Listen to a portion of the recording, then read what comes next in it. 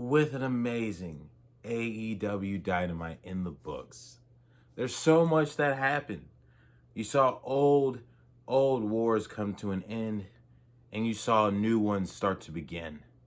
And then we saw the formation of a brand new faction. And we also saw a heck of a TNT Championship match. So without further ado, I'm Kevin Jones, the Disciples of Wrestling, and it's time for me to tell you everything that happened this week on AEW.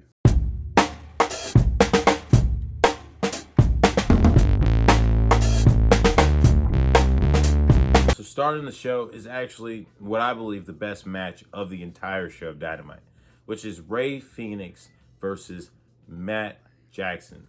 This was a phenomenal match where we started off with these two going one-on-one with Matt's technical ability against Rey Fenix's high intense, high pace, and high flying athleticism. Now we see an even exchange starting off, of course, with their history of tag team action, as the Lucha Bros have wrestled the Young Bucks plenty of times. And then, of course, we see Rey Fenix take over as he hits a huge Tezadora on the outside, in addition to a nice springboard drop toe hold. And then on top of that, a nice outside dive, really bringing the momentum to his side. Now we see Matt Jackson, even the odds as they go into a chop fest on the second rope. And then, of course, when Rey Fenix tries to get fancy with a springboard, we see Matt Jackson actually catch him for a nice power bomb into a high stack for a near fall. But then Matt goes for the sharpshooter, where Rey Fenix ends up going to a rope break.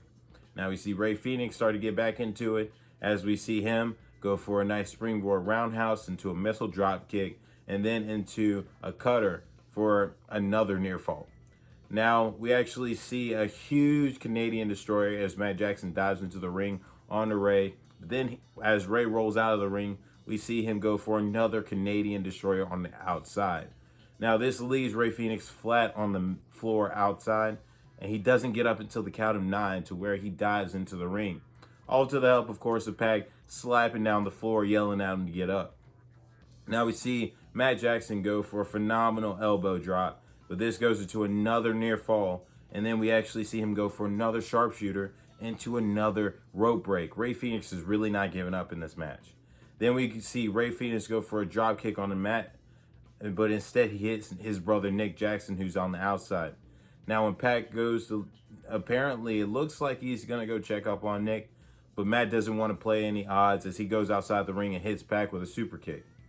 Now we end up finishing this off where we see these two trading blows with Matt and Rey Fenix. But we see Matt go for the tombstone, where Rey Fenix reverses it for his tombstone variation into the sit-down power driver for the win. And this is a huge win, as we know in the next coming up weeks that we're going to get the Death Triangles, Rey Fenix and Pac, versus the Young Bucks for the AEW Tag Team Championships. Next up, we got the backstage segment with Jon Moxley and Eddie Kingston. This was actually pretty nice to see these two's chemistry, because we see them talk about the horrible explosions that went off at the end of the exploding barbed wire death match, where Eddie Kingston actually talks about why he covered his best friend Jon Moxley, telling him that it reminds him of a time when he was in prison and a dark moment had happened. And then, of course, John says he's glad to have him back as his best friend and have his drinking buddy back. And, of course, Eddie says, I mean, the world champion, it just does crazy things to you. And then, of course, Mox says, I mean, you could have came at a better time. I mean, for 18 minutes, I was getting beat up by 3 guys. And then Eddie talks about how he wanted to look good on pay-per-view. But these two both sent a huge warning shot to Kenny Omega, letting them know that they messed with the wrong 2 guys. Next up, we have Cody Rhodes in action, and he makes quick work of the competition, tapping him out into the figure 4 less than 5 minutes with the match length. And then after the match, we see Tony Schiavone give Cody Rhodes an interview asking about the shoulder injury. And as Cody's about to answer, we see from the crowd side, Penta El Zero M make an interruption, talking about, of course, your shoulder got banged up in the face of the Revolution ladder match. But if this was one-on-one, your shoulder wouldn't even, honestly, you wouldn't even be able to pick up your newborn.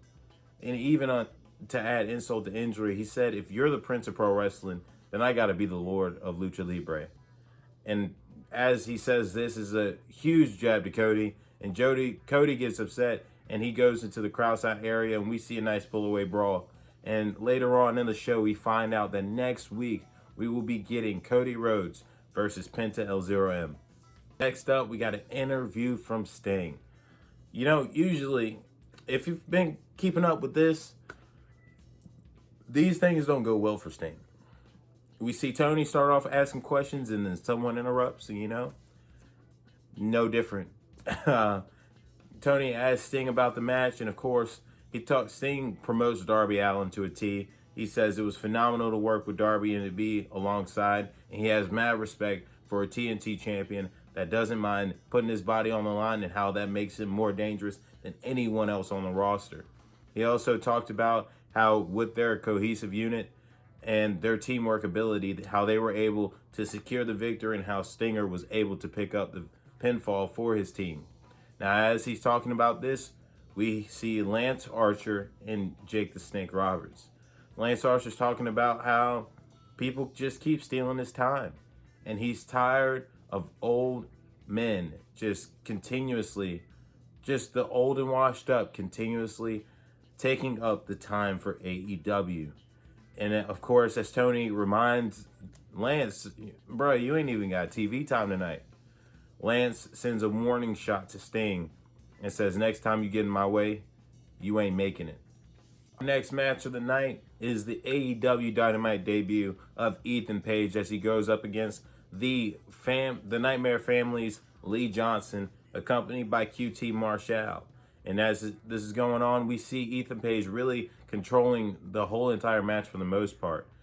We see Lee get in some offense, and towards the end, we actually see Lee go for a leapfrog, and he actually tweaks his knee and rolls out of the ring, looking to get some help from his coach. We see QT Marshall actually refuse to help Lee Johnson to begin with. And then we see as Lee gets back in the ring, we see Ethan Page set him up for the Razor's Edge and actually picks up a huge pinfall victory in his first match on AEW Dynamite. Now, Ethan's not done. He goes to attack Lee Johnson after the match, and QT's actually not helping at all. We actually see from the back, we see Dustin Rhodes come out and actually chase off Ethan Page. And we see that QT Marshall has walked off completely and he's going to the backstage area. So next up, we're supposed to get the interview of Christian Cage by Tony Schiavone. Now, as Tony's talking about Christian as he's about to come out, we actually see coming through the entranceway the cleaning ladies. And I mean, Tony's been having a rough night. I mean, I'm not going to lie. This is the second time he's already got interfered and interrupted during the part of his interview. And as he's getting worked up about this, the music hits of Kenny Omega. And Kenny Omega comes out, so does Don Callis and the Good Brothers, and they're celebrating in the ring about their huge victory from this past Sunday. Now, of course, Don's like, of course, you guys were expecting to hear from Christian. But Christian, just to let you know, it's Kenny and Don's show. And when we are ready for our time, we're going to take our time. And as this is going on, we actually see and hear from Don Callis and Kenny Omega about the explosives that went wrong. As we heard from backstage that Sunday night when they actually went up the way they did, Kenny Omega was furious because he designed a lot of this match. Now, of course, Jon Moxley is the one that ended up coming on the shorter end of the stick, and Kenny Omega's letting us hear it. He's talking about it and really gloating about it and how he's beaten Jon Moxley, and then Eddie Kingston comes out. Eddie's furious and he's ready to fight, but Don comes in and he goes, hey, Eddie, me and you go way back, bro. Me and you go back. And the thing that I know that is every time you get so close to the top, you mess it all up for yourself. And as he's talking about this is only making Eddie more upset. And then Kenny takes the mic and goes, I'll let you hit me. Go ahead. This is the only time you'll get the chance to hit the AEW World Champion. So, of course, Eddie goes for the punch, and then the numbers game catches up as the Good Brothers and Kenny start to beat him up. But, of course, coming out, Jon Moxley. He comes out and helps out Eddie Kingston, and they beat up the Good Brothers and Kenny Omega. And then as the Good Brothers and Moxley and Kingston are outside the ring fighting each other, we actually hear the music of Christian Cage. Yes, while Kenny Omega's in the ring himself, we see Christian Cage come out, and we see Christian Cage and Kenny Omega get face to face. And Kenny goes for a handshake, and Christian decides not to go after it. Then Kenny feels disrespected, so he goes for the hit, and instead he misses, and Christian's looking to hit the kill switch. But before he even gets it in, we see Don Callis poke Kenny outside the ring, but we also see Christian Cage pick up the AEW World Championship. So if this is the next thing for Kenny, I'm excited to see it. Can't wait to see what these guys are teasing for with Christian Cage and Kenny Omega.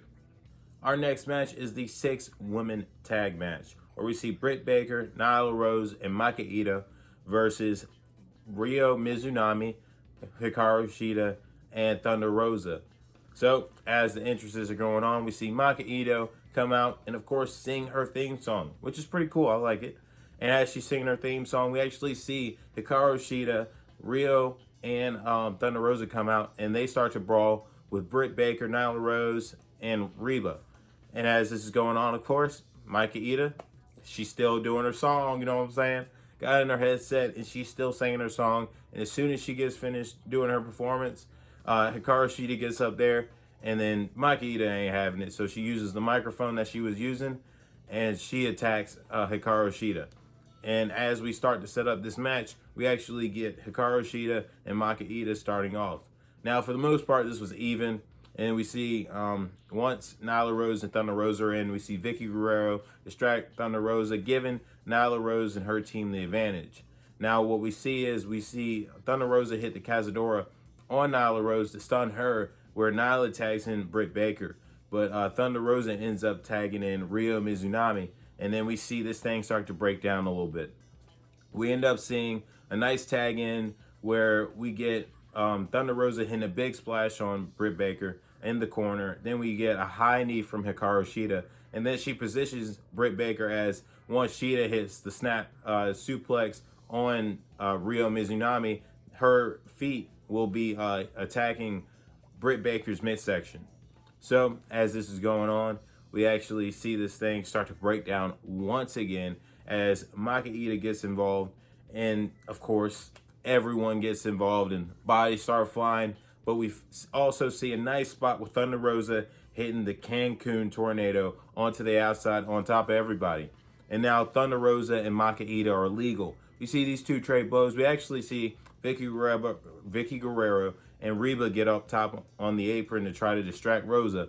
But eventually we end up seeing Thunder Rosa spike down Maka Ito to get the huge finish and the pinfall victory over for her team.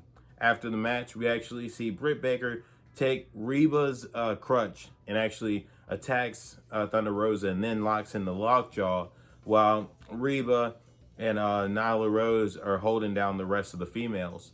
And we actually see Britt Baker use this finisher and just leave Thunder Rosa laying in the middle of the mat. Now we also found out that next week, this match is now signed and contracted. It will be Britt Baker versus Thunder Rosa in the main event for next week's Dynamite. So our next match is for the TNT Championship, and it is Darby Allin, the champion, versus Scorpio Sky, the challenger. Now, starting off, this was very, very even, but of course, as always, Darby Allin's speed and quickness was overwhelming Scorpio Sky to where he had to regroup in the corner. As these guys get back into it, we actually see them trade reversals for a little while, but we end up seeing Darby Allin tweak his ankle when he was looking to flip back into the ring over top of Scorpio Sky. Now, of course, Scorpio ends up capitalizing off of this, and he slows down the pace quite a bit, focusing on the chest and lung area of Darby Allin. Now we see Darby start to get into it as he hits two big moves, the stun gun, and of course the code red for a near fall. Now we see Scorpio Sky go for a huge German suplex into the turnbuckle, and then he counters, a huge counter and a beautiful calendar. As Darby Allin goes for a tope suicida, he counters it into the cutter on the outside of the ring. He rolls back Darby into the ring and pins him for a near fall. Now, of course, Darby starts to swing the momentum back into him, and he goes for the coffin drop. And Scorpio hits another beautiful reversal as he hits the power bomb on Darby. And then he goes for another cover and another near fall. Then we see Scorpio Sky go for the TKO no. And as he's in the middle of hitting this move, we see Darby Allin hit the inside cradle, and he gets the pinfall victory, retaining his TNT Championship. Now, after the match, we see Darby Allin go to pay some respect to Scorpio Sky. But Scorpio's not taking it as he goes after the injured ankle, and he locks in the heel hook. And he locks it in. They bring out referees, Aubrey Edwards does, and they can't get Scorpio off, so he lets go, of course, when he wants to. And as it looks like he's starting to regret it, we still see the hugest grin on Scorpio's face. So it looks like we're actually going to get the beginning of this feud as well. Now, this is my favorite part of the show. The Inner Circle War Council. Now, of course, the Inner Circle's Chris Jericho, Santana Ortiz, Jake Hager, Wardlow, and MJF. Well, they all come out except for Wardlow, of course. And as this is going on, Jericho talks about how, of course, there's been a decline in the Inner Circle with progression for the past few months, actually. And he says it's time for change. Who knows? It's time for a new outlook and possibly a new member. MJF ends up interrupting and says maybe it's time we actually cut off some dead weight and let a member go. As he says this, the music of Sammy Guevara hits. He comes out and goes, Chris, after all we've been through, I just need you to check out this footage. The footage shows MJF was actually talking to the other members of the Inner Circle, excluding Chris Jericho, saying, guys, we've been talking about this for a few weeks. It's time for us to cut the head off the snake. It's time for us to cut Chris Jericho and let him go. Now, of course, as we see this, we come back and we see the shocked face of Jericho.